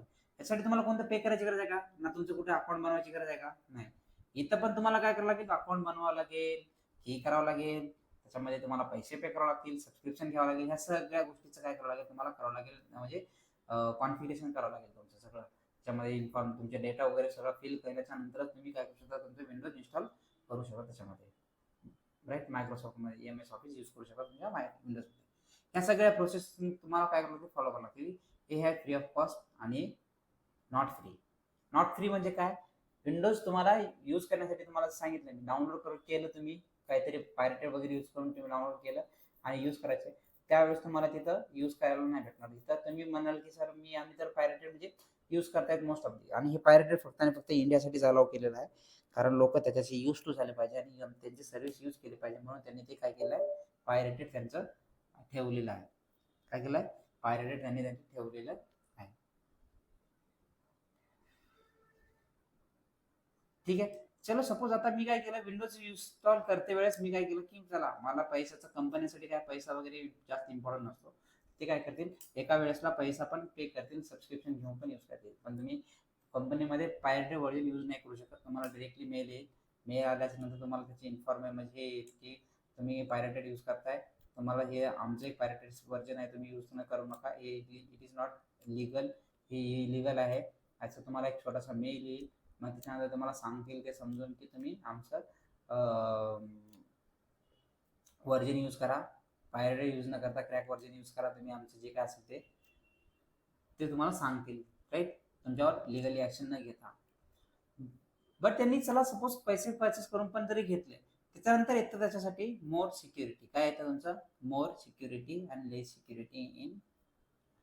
More security and less security म्हणजे काय, तुम्ही सपोज काय केलं, विंडोज इन्स्टॉल केलं, विंडोज इन्स्टॉल केल्याच्या नंतर तुमच्या बॅकअप माइंडला तुम्हाला एक गोष्ट तुमच्या सातत्याने म्हणजे कंटिन्युअसली चालत असते की चला, मला आता मी विंडोज इन्स्टॉल केलं लॅपटॉपमध्ये, माझा लॅपटॉपमध्ये व्हायरस वगैरे घुसले नाही पाहिजे किंवा हँग वगैरे नाही झाला पाहिजे, म्हणून आपण काय करतो, त्याला अँटीव्हायरस वगैरे मारण्याचं आपण त्याला हे करत असतो, आपल्या डोक्यामध्ये चालत असतो की मला त्याला आता अँटीव्हायरसला हे करायचं आहे, त्याच्यामध्ये अँटीव्हायरस टाकायचं, हे आपलं कंटिन्युअसली आपल्या बॅकअप माइंडमध्ये चालतच असतं. राईट, हे काय असतं त्याची सिक्युरिटी, त्यांच्यासाठी काय असते सिक्युरिटी. मग तुमचे लिनक्सचे जे सर्व्हर असतील, त्या लिनक्सच्या सर्व्हरवरती तुम्हाला असे कोणते अँटीव्हायरस वगैरे काही परचेस करायची गरज नाहीये. काय करायची गरज नाहीये, तुम्हाला असे काही अँटीव्हायरस वगैरे परचेस करायची गरज नाहीये. तुमचं हे सिक्युअर सर्व्हर काय मोर सिक्युअर असेल कशापेक्षा, विंडोजपेक्षा. Linux is more secure than Windows. Right, मग तुमचं जे लिनक्स असेल, जसं की तुमचे लिनक्समध्ये तुम्ही विंडोजमध्ये एखादी फाईल डाउनलोड करा, त्या फाईल डाउनलोड केल्यानंतर त्या फाईलचं एक्सटेन्शन काय असतं, .exe असतं. म्हणजे काय असतं, एक्झिक्युटेबल असतं. डायरेक्टली तुमची फाईल, सपोज एखादा व्हायरस जरी आला तर ते व्हायरस काय होईल, काही दिवसानंतर ऑटोमॅटिकली त्याच्या टाइम पिरियडच्या नंतर ते व्हायरस ऑटोमॅटिकली एक्झिक्यूट व्हायला पण चालू होऊ शकतं. पण लिनक्समध्ये काय असतं, तुमची एखादी फाईल असेल तर ती फाईल तुमच्या ह्याच्यामध्ये आली चुकून व्हायरसची, राईट, तर ते काय असेल तिथंच तशीच असेल, कारण लिनक्समध्ये तुमच्या जे फाईल्स असतील त्या फाईल्सच्या काही परमिशन असतात, पुढे चालून परमिशन वगैरे तुम्हाला कळेल. त्याच्यामुळे तुम्ही त्याला, ती तुमची फाईल तिथंच पडून राहील चालू वर्षाचे वर्ष, पण ती स्वतःहून एक्झिक्यूट नाही होणार जोपर्यंत आपण त्याला एक्झिक्यूट नाही करणार तोपर्यंत. राईट, स्वतःहून एक्झिक्यूट कधीच नाही होणार, ते तसेच पडून राहील तिथंच. तर हे फायदा असतो तुमच्या लिनक्समध्ये. तुमचे लिनक्स काय, लिनक्स मोर सिक्युअर आहे, no need to install any antivirus, less security, need to install antivirus in Windows. त्याच्यानंतर आहे more efficient resources and less efficient in resource uses. म्हणजे जसं की तुम्हाला काय करायचं आहे, तुम्ही लिनक्स इन्स्टॉल केलं तर लिनक्स काय एक लाईट वेटेड ओएस आहे. काय, एक लाईट वेटेड ओएस आहे. लाईट वेटेड ओएस म्हणजे काय, तुम्ही त्याला लिनक्सला काय मिनिमम 8 GB मध्ये पण तुम्ही प्रॉपर तुमचे एक सर्व्हर तुम्ही बिल्डअप करू शकता. काय करू शकता, एक तुमच्या प्रॅक्टिससाठी तुम्ही 8 GB एक सर्व्हर मध्ये तुम्ही लिनक्स इन्स्टॉल करू शकता. पण तेच तुम्ही विंडोज 8 GB मध्ये इन्स्टॉल करा, तुमचं विंडोज कधीच 8 GB मध्ये इन्स्टॉल होणार नाही. मिनिमम त्याला 40-50 GB तुम्हाला स्पेस तुम्हाला द्यावाच लागेल, राईट. तुम्हाला जर चांगलं चालवायचं असेल विंडोज तर तुम्हाला कमीत कमी 100 GB स्पेस त्याला द्यावा लागेल. 100 GB पैकी तुमचं ते विंडोज इन्स्टॉल होईल, 50-60 GB मध्ये तुमचं प्रॉपर विंडोज इन्स्टॉल होईल व्यवस्थित पद्धतीने, राईट. त्याच्यानंतर आणखी की काही हे की फीचर्स आहेत, हे जेवढे जास्त इम्पॉर्टंट आहेतच आहेत, इम्पॉर्टंट नाहीत असं नाही, आहेतच. कारण विंडोज काय केस इनसेन्सिटिव्ह आहे, पण लिनक्स काय केस सेन्सिटिव्ह आहे. म्हणजे लिनक्स मध्ये ज्या फाईल्स असतील सगळ्या, त्या फाईल सगळ्या तुमच्या केस सेन्सिटिव्ह असतात. जसं की मी काय केलं, एक फाईल बनवली, ते नाव दिलं त्याला मी कॅपिटल सायली, एस कॅपिटल दिलं, आणि मी सर्च केलं या सायली नावाने, तर ती तुम्हाला दिसणार नाही. तुम्ही जर नॉर्मल एस टाकलं आणि तुम्ही जर फाईल सर्च कराल तर तुम्हाला ते म्हणणार की अशी फाईल पडत नाही. पण विंडोज मध्ये कसं नाही, विंडोज मध्ये तुमचं कॅपिटल पूर्ण कॅपिटल असेल, पूर्ण स्मॉल असेल, किंवा एक कॅपिटल एक स्मॉल, एक कॅपिटल एक स्मॉल, एक कॅपिटल एक स्मॉल असेल, तरी पण काय होईल, विंडोज मध्ये तुमची ती फाईल सर्च होईल, राईट. त्याच्यानंतर लास्ट युजेस आहे त्याचा, use for DevOps programming, database, cloud computing, big Hadoop. तुमचं जे डेव्हऑप्स आहे, डेव्हऑप्स मध्ये सगळ्यात जास्त यूज केला जातं तुमच्या लिनक्स प्रोग्रामिंग मध्ये, पण तुमच्या लिनक्स यूज केला जातं, डेटाबेस मध्ये, क्लाउड कम्प्युटिंग मध्ये, बिग डेटा हाडूप मध्ये, अशा खूप मोठे मोठे तुमचे जे काही स्वतःचे टूल्स आहेत, राईट. त्या टूल्स मध्ये, सगळ्या टूल्स मध्ये तुमच्या आता कोर्सेस मध्ये किंवा टूल्स मध्ये तुमच्या आता डेव्हऑप्स मध्ये सगळ्यामध्ये बेस काय आहे तुमचा, ह्या सगळ्यांचा लिनक्स आहे. तुम्हाला जे मी काल सांगितलं होतं, सगळ्यांचं तुम्हाला काय करायचं आहे, बेस लिनक्सच आहे. सगळे ऍप्लिकेशन, हे सगळे प्रोग्राम्स आहेत, या सगळ्या लिनक्सवर चालतात, ते काय, राईट. हे मोस्टली हाऊस होल्ड पर्पज साठी जातात, काय असं नाही की कंपनीमध्ये पण याचे सर्व्हर वगैरे असतात, ठीक आहे. समजलं लिनक्स किती इम्पॉर्टंट आहे. मग ह्याच्यासाठी लोक सगळे जे आता जे कंपनीज आहेत किंवा जे काही मोठमोठे जे लोक आहेत, ते काय करतायत सध्या, आता लिनक्सचे सर्व्हर क्रिएट करतायत आणि त्याच्यावर त्यांचा डेटा स्टोअर करून, अपलोड करून यूज करतायत आणि ऍक्सेस करतायत, जेणेकरून त्यांना प्रॉब्लेम नाही झाला पाहिजे, त्यांची सर्व्हिस स्लो नाही झाली पाहिजे, राईट. ह्या साऱ्या गोष्टीसाठी आज मार्केटमध्ये जास्तीत जास्त प्रमाणामध्ये काय होते, लिनक्सचा यूज केला जातो, ठीक आहे. समजलं साईल मॅम? हो सर. मग इथं काय असतं, लिनक्स ज्यावेळेस तुम्ही यूज कराल किंवा इन्स्टॉल कराल, तर इन्स्टॉल करण्यासाठी लिनक्स मध्ये काय असतात, काही terminal, console, command line, shell वगैरे अशा काही गोष्टी असतात. जसं की आता हे काय टर्मिनल, काय तुमचं हे मी माझं जे सर्व्हर आहे, ह्या सर्व्हर मध्ये काय केलं आहे, लिनक्स इन्स्टॉल केलेलं आहे. काय केलं याच्यामध्ये, लिनक्स इन्स्टॉल केलेलं आहे. तर हे असतं तुमचं टर्मिनल. काय असतं तुमचं, हे असतं टर्मिनल. ह्या टर्मिनलवर तुम्ही काय करणार, सगळ्या लिनक्स तुमचं मॅनेज करणार, टोटल लिनक्स तुम्ही काय करणार, टर्मिनल थ्रू मॅनेज करणार. तुम्ही आतापर्यंत काय केलं आहे, विंडोजला ग्राफिकली मॅनेज केलं आहे. काय केलं आहे तुम्ही, विंडोजला आतापर्यंत तुम्ही ग्राफिकली मॅनेज केलं आहे. असे तुमचे फाईल्स असतील, तुम्हाला काय करायचं, एखाद्या फोल्डरमध्ये असतील, तुम्ही डबल क्लिक कराल तिथे जाल, डबल क्लिक कराल तिथे जाल, डबल क्लिक कराल तिथे जाल, राईट. असं तुम्ही यूज केलेलं आहे. पण आपल्याला आता हे सगळ्या गोष्टी काय करायच्या, पूर्णच्या पूर्ण गोष्टी आता आपल्याला कमांड थ्रू काय करायचे, त्याला एक्झिक्यूट करायचे. लिनक्सचं सगळं मॅनेजमेंट आपण काय करणार आहे, पूर्ण कमांडनेच करणार आहे. काय करणार आहे, पूर्ण लिनक्सला आपण मॅनेज करणार आहे कमांड, जर आपण, आणि हे सगळ्या एक्झिक्यूट कुठून करणार आहेत आपण गोष्टी, ह्या टर्मिनलवर राहूनच करणार आहे. ह्याला म्हणतात टर्मिनल. एक असे प्लेन तुम्हाला काय भेटेल, एक पेज टाईप मध्ये एक टर्मिनल भेटेल, त्याच्यावर तुम्ही काय करू शकता, तुमच्या सगळ्या कमांड एक्झिक्यूट करू शकता. तर विंडोज फेमस आहे त्याच्या GUI मोडसाठी. GUI मोड म्हणजे काय, ग्राफिकल युजर इंटरफेस. त्या मोडसाठी काय आहे, तुमचं विंडोज फेमस आहे. तसंच लिनक्स एक मोड आहे, त्याच्या लिनक्स कशासाठी फेमस आहे, त्याच्या CLI मोडसाठी. CLI म्हणजे कमांड लाईन इंटरफेस. काय, कमांड लाईन इंटरफेस साठी काय तुमचं पूर्ण लिनक्स हे फेमस आहे, आणि ह्याच्यावरच आपण सगळ्या ऍक्टिव्हिटी करणार आहे.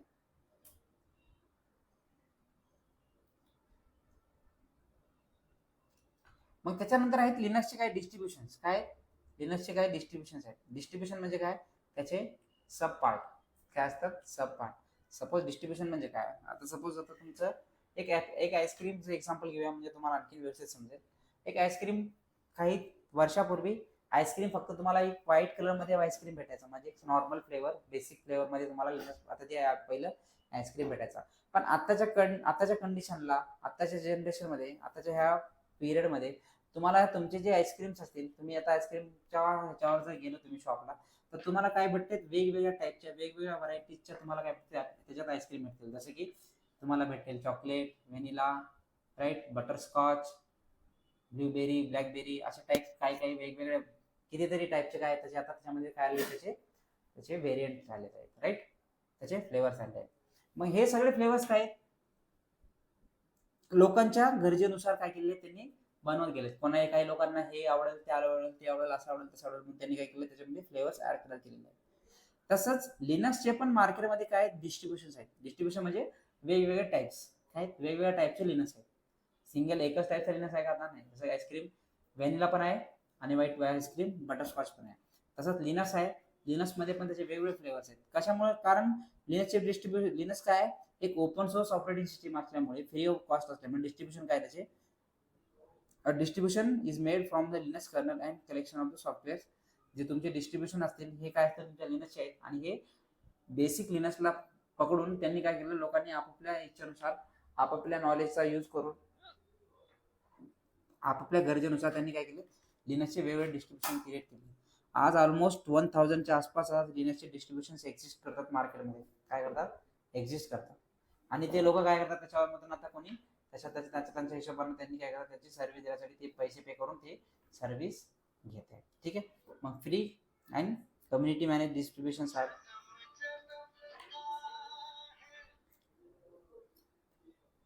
काय मग ह्याच्यामध्ये काय आहेत, लिनक्सच्या डिस्ट्रीब्युशन मध्ये येतात Fedora, open SUSE, Ubuntu, Debian, Slackware, Gentoo, Arch Linux and Curl Linux, असे काही तुमचे वेगवेगळे टाईपचे त्याचे फ्लेवर्स आहेत आता मार्केटमध्ये.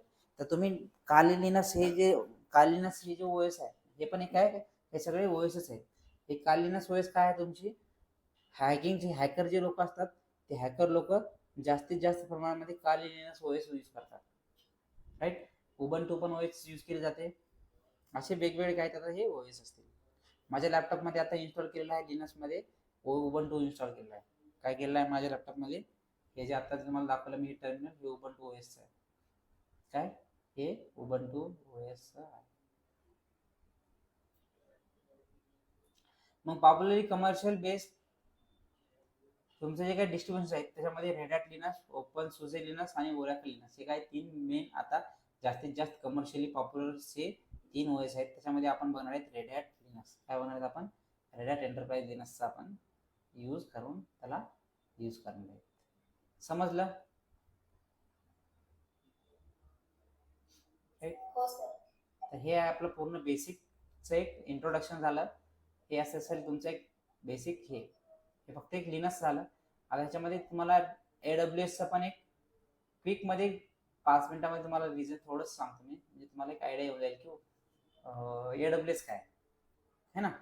तर AWS म्हणजे काय असतं, जसं आता तुम्ही इथे सर्व्हर वगैरे बनवले, काय करायचं, सर्व्हर वगैरे बनवले, म्हणजे सर्व्हर बनवल्याच्या नंतर ह्याला यूज करायचे. तुम्हाला यूज करण्यासाठी तुम्ही काय करणार, तुमचं जे हार्डवेअर आहे ते तुम्हाला कॅरी करावं लागेल, सोबत करावं लागेल. जसं की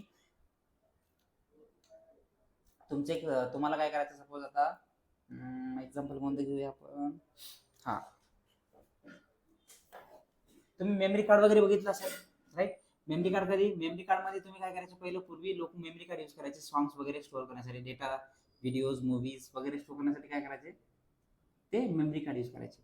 आणि त्या मेमरी कार्डला यूज करताना त्या मेमरी कार्डची खूप आपल्याला काळजी घ्यायला लागायची, कारण ते मेमरी कार्ड स्क्रॅच पडून त्याला ते खराब नाही झालं पाहिजे, किंवा तुटलं नाही पाहिजे, किंवा फुटलं नाही पाहिजे, ह्याची आपण खूप आपल्याला काळजी घ्यायला लागायची. आणि ते मेमरी कार्ड यूज करण्यासाठी आपल्याला त्याला मोबाईलमध्ये कनेक्ट करावं लागेल, तेव्हाच ते तुम्ही त्या मेमरी कार्डला यूज करू शकता, राईट. हे काय होते, अशी प्रोसेस होती, बरोबर. पण आता काय झाले, त्या मेमरी कार्डची जागा हे एका व्यक्तीने घेतली, त्याला म्हणतात आपलं क्लाउड. काय म्हणतात त्याला, क्लाउड. जे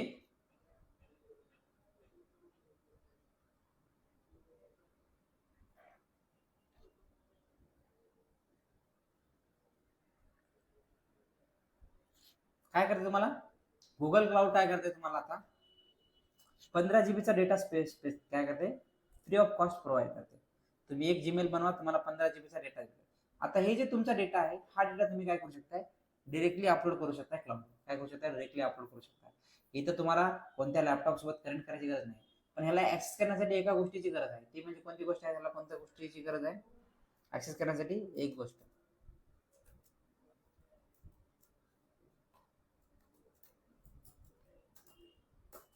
काय लागेल तुम्हाला ऍक्सेस करण्यासाठी? त्याला इंटरनेटचं कनेक्शन, राईट? तुमच्याकडे जर इंटरनेट असेल तर तुम्ही काय जगाच्या कोणत्याही कानाकोपऱ्यातून तुम्ही तुमचा जो डेटा आहे तो ऍक्सेस करू शकता.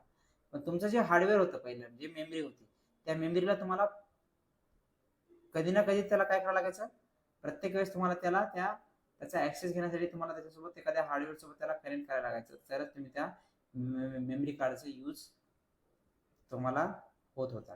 पण आताच्या कंडिशन मध्ये तसं आहे का? नाहीये. आताच्या कंडिशन मध्ये हे तसं काहीच नाहीये. डायरेक्टली तुम्ही काय करू शकताय? तुमचा जो डेटा आहे तो डेटा तुम्ही क्लाउडवर अपलोड करा आणि जेव्हा पाहिजे तेव्हा तुम्ही इंटरनेटच्या हेल्पने तुम्ही डाउनलोड करून घ्या. हे आहे क्लाउड. तुमच्या क्लाउडमुळे काय होते? तुमचं हार्डवेअर एलिमेंट होते. आता बघा काय होतं, आणखी एक एक्झाम्पल. तुम्ही काय करत होते? तुम्ही आता सध्या एक एक्झाम्पल बघूया. तुम्ही एक गव्हर्नमेंटचं प्रिपरेशन तुमचं चालू होतं, राईट? तुमचं चालू आहे गव्हर्नमेंटचं प्रिपरेशन आणि तुम्ही प्रिपरेशन करताय चालूच आहे. मग तुम्ही असंच ठरवलं की नाही आता मी प्रिपरेशन करते, पण आता मला आला कंटाळा आणि मी काय करते, आता लिनक्स शिकायला चालू करते. लिनक्स तुम्ही चालू करायचे. मग लिनक्स शिकण्यासाठी तुम्ही काय केलं? एक लॅपटॉप परचेस केला आणि तुम्हाला आता सांगितलं की सरांनी की मिनिमम लॅपटॉपमध्ये तुम्हाला लिनक्समध्ये एक व्हर्च्युअल बॉक्स इन्स्टॉल करायचे, ओएस इन्स्टॉल करायचे आणि तुम्हाला त्याला एक्झिक्यूट करायचं, चालवायचं असेल तर थोडंसं त्याचं कॉन्फिगरेशन स्ट्रॉंग, म्हणजे काय मिनिमम i5 घ्या, right? 10 generation, 8 GB RAM, minimum कमीत कमी 8 GB रॅमचं तुम्ही काय करा? लॅपटॉप परचेस करा. आणि याच्यासाठी तुम्ही काय केलं? लॅपटॉप परचेस केला आणि चांगला एक स्ट्रॉंग कॉन्फिगरेशनचा एक लॅपटॉप परचेस केला आणि त्या लॅपटॉपची प्राइस झाली जवळपास एक 60-70 हजार रुपयाचा एक लॅपटॉप तुम्ही घेतला. तुम्हाला एक लॅपटॉप घ्यायची गरज होती, तुम्हाला एक लॅपटॉप तुमच्याकडे होता, ऑलरेडी होता, पण तुम्ही काय केलं? त्याला यूज नाही करता तुमच्याकडे नवीन लॅपटॉप परचेस केला आणि तुम्ही त्याला यूज करताय, बरोबर आहे? मग अशा कंडिशन मध्ये काय झालं? तुम्ही गव्हर्नमेंटचं प्रिपरेशन जेव्हा करत होतो, काय झालं अचानक? तुम्ही पहिलेच एक एक्झाम दिलेली असताना तुमचा एक रिझल्ट आला आणि तुम्ही गव्हर्नमेंटमध्ये तुमचं सिलेक्शन झालं. मग सिलेक्शन झाल्याच्या नंतर आता तुम्ही जे लॅपटॉप घेतला होता 60-70 हजार रुपये खर्च करून, त्या लॅपटॉप मध्ये आता यूज होणार आहे का? तुम्ही आता लिनक्स शिकत बसणार आहे का गव्हर्नमेंट जॉब सोडून? नाही. तुम्ही डायरेक्टली काय कराल? त्या लॅपटॉपचा यूज होईल का तुमच्या? नाही. आता तुम्ही त्या लॅपटॉपला विकायला गेलं तर तुम्हाला जेवढ्या पैशाला घेतलं तेवढे पैसे तुम्हाला आता भेटणार आहेत का त्याचे? तेही नाही, राईट? म्हणजे तुमचं जे हार्डवेअर होतं, आता जे तुमचं हार्डवेअर आहे त्या हार्डवेअरचं ते प्रॉपर युटिलायझेशन होते का? तुम्ही म्हणाल की सर नाही, मी काय करते त्याला युजच करते, तसंच यूज करते. पण तुम्ही ज्या कामासाठी घेतलं होतं, पण बेसिक कामं तुमची असतील, त्या बेसिक कामासाठी तुम्हाला एक 10-20-25 हजाराचा पण लॅपटॉप आला असता बेसिक मध्ये. त्याच्यामध्ये तुमचं एक 4 GB रॅम आहे, 256 एसएसडी, असं 25-30 हजारापर्यंत तुम्हाला एक चांगला लॅपटॉप आला असता. बट तुम्ही विचार केला की नाही मला आता लॅपटॉप एवढं मला शिकण्यासाठी घ्यायचं आहे. पण ह्याच्यामुळे काय झालं? तुमचं जे काही हार्डवेअर जे आहे ते ओव्हर युटिलायझेशन होते, म्हणजे अंडर परफॉर्मिंग होते. ओव्हर युटिलायझेशन म्हणतो, सॉरी, अंडर परफॉर्म म्हणजे काय? ज्या कामासाठी घेतलं ते कामच होत नाही, त्याच्यावर आपण करू शकत नाही कारण आपल्याकडे नाहीच करायसाठी. आणि तुमचं जे काय हार्डवेअरचं आहे ते विनाकारण त्याचं काय होते? वेस्टेज जाते. मग असं जर तुम्हाला जर वाटलं असतं की नाही राव, मला तर आपल्या लॅपटॉप मी घेतला असता आणि मला तो वापस करायचा, तर मला ते झालं नाही, झालं असतं किती बरं झालं असतं. तर ह्याच याचं सोल्युशन तुम्हाला भेटते ह्या क्लाउडमध्ये. काय भेटते तुम्हाला क्लाउडमध्ये? जसं की मी आता एक लॅपटॉप घेतलाय, ते लॅपटॉप घेतल्यानंतर मला त्याला रेडी करण्यासाठी कमीत कमी खूप चांगली स्पीड असलं तरी मला मिनिमम 40 मिनिटं तरी लागतील ते लॅपटॉपचं कॉन्फिगरेशन करायला, इन्स्टॉलेशनची पूर्ण प्रोसेस करायला, राईट? पण इथं तुम्हाला काय होईल? क्लाउडमध्ये तुम्हाला एखादं सर्व्हर बनवायचं असेल तर ते सर्व्हर बनवण्यासाठी तुम्ही 1 मिनिटाच्या आत एक सर्व्हर क्रिएट करू शकता. काय करू शकता? 1 मिनिटाच्या आत एक सर्व्हर रेडी तयार तुम्हाला काय भेटेल? एक रेडी प्लेटमध्ये भेटल्यासारखं त्या टाइपमध्ये तुम्हाला एक सर्व्हर क्रिएट भेटून एक विदिन 1 मिनिटच्या आतमध्ये भेटेल with the help of cloud. काय करेल? क्लाउडच्या हेल्पने तुम्हाला डायरेक्टली सर्व्हर भेटेल. जसं की तुम्ही म्हणले की मला फक्त आता 2 तासासाठी एक लॅपटॉप जर माझ्याकडे जर असला असता तर मला किती चांगलं झालं असतं. मला एक काम करायचं आहे त्या लॅपटॉपवर, त्या लॅपटॉपचा यूज करून मला एक काम करायचं आहे आणि मला जर काम झालं असतं म्हणजे किती चांगलं झालं असतं. म्हणून तुम्ही विचार केला. मग तुम्ही जर म्हणले 2 तासासाठी मला लॅपटॉप परचेस करायचा आहे, तुम्ही केला परचेस. 2 तासाच्या नंतर ते लॅपटॉप तुमचं कोणी घेईल का? नाही घेणार.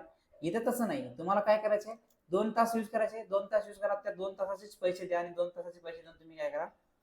बंद करून टाका त्याला आणि सांगा की मला ह्याला यूज करायचं नाही, तेवढेच तुमचे पैसे कटतील. इथं पण तुम्हाला तसं आहे. आता इथं तुम्हाला 15 GB त्यांनी दिले फ्री, राईट? 15 GB दिले, पण तुम्हाला 15 GB बस होत नाहीये, राईट? मग तुम्ही काय केलं की मला ह्या महिन्यामध्ये एक स्पेस मला पाहिजे, तर तुम्ही काय केलं? पैसे एक 30 रुपये दिले. 30 रुपयासाठी तुम्हाला इथं बघा 35 रुपीज मंथ, तुम्ही 35 रुपये दिले आणि 35 रुपये मध्ये तुम्हाला काय भेटते? 100 GB 100 GB पर्यंत तुम्हाला काय भेटते, स्टोरेज भेटते. मग तुम्ही 100 GB यूज केलं महिनाभरानंतर तुम्हाला असं वाटलं की नाही आता मला गरज नाही 100 GB ची, तर तुम्ही काय करू शकता, सबस्क्रिप्शन घेतलेलं तुम्ही कॅन्सल करू शकता. राईट. हे सगळं सगळं ह्याचं कशावर आहे, सबस्क्रिप्शन मॉडेलवर आहे. इथं तुम्हाला 160 TB म्हणजे 2 TB ची जी हार्ड डिस्क असेल, 2 TB चा जो स्टोरेज असेल, तो तुम्हाला भेटते 160 रुपीज पर मंथला तुम्हाला भेटते. काय भेटते, 160 रुपीज पर मंथ मध्ये तुम्हाला 2 TB पर्यंतची डिस्क भेटते. समजलं.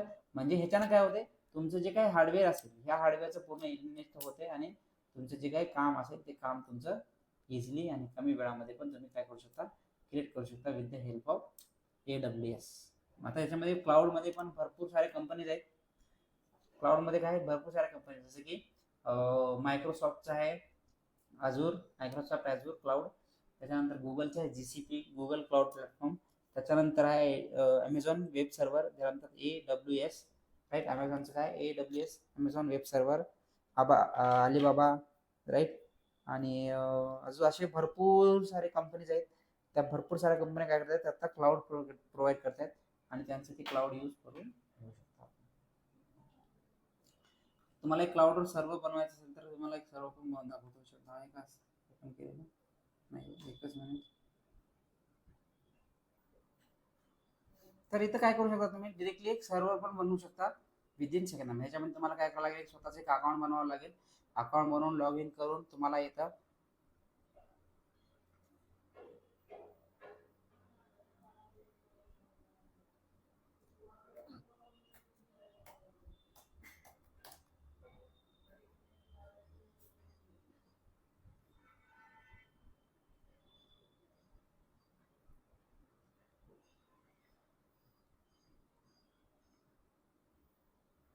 असं असेल AWS. आता हे AWS डॅशबोर्ड आहे. राईट. हे काय AWS डॅशबोर्ड आहे. मग तुम्ही काय करू शकता,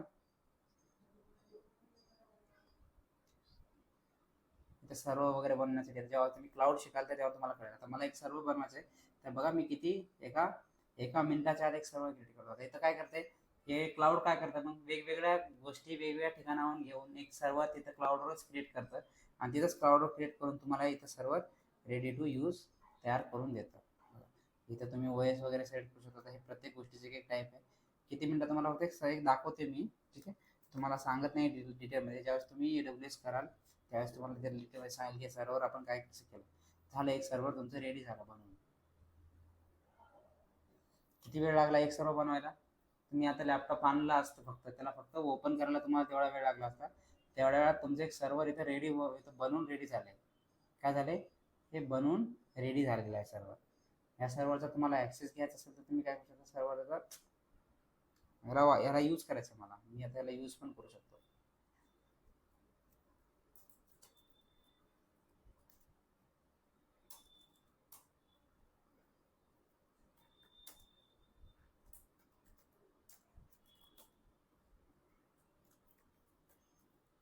हे तुम्ही आता तुम्हाला नाही कळणार आहे काय होय. राईट. हे काय आहे तुम्हाला थोडंसं हे होईल. झालं, सर्व्हरला लॉग इन झालं मी. बघा झालंय सर्व्हर. आलो या सर्व्हरच्या आतमध्ये. आता मला ह्याच्यात काय यूज करायला, म्हणजे सर्व्हर त्यासाठी मी बनवले त्या कामासाठी आलोय मी. मला सर्व्हर भेटलं, मी यूज केलं. किती मिनिटात बनवले मी, विदिन 30 सेकंदाच्या आत मी एक सर्व्हर क्रिएट केलं. काय केलं मी, विदिन 30 सेकंदाच्या आत एक सर्व्हर क्रिएट झाले आणि याचा मला आता यूज बी करायचा आहे. आणि मला आता झाला माझा यूज नाही करायचा, मला संपला यूज. जेवढा वेळ वापरला तेवढ्याच वेळाचे पैसे द्यायचे, बंद, खतम. तर हे आहे आपलं सब क्लाउड. एक बेसिक सांगितलं तुम्हाला मी क्लाउडचं. राईट.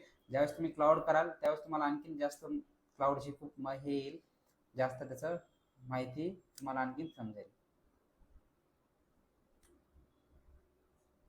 बंद करून टाका सर्व. झालं, सर्व बंद होऊन जाते लगेच. बघा शटिंग डाऊन. तेवढ्याच वेळाचे पैसे द्यायचे आपल्याला, बस. समजलं एनी मॅम. Yes, sir. ह्याला इथं पॉज करतो.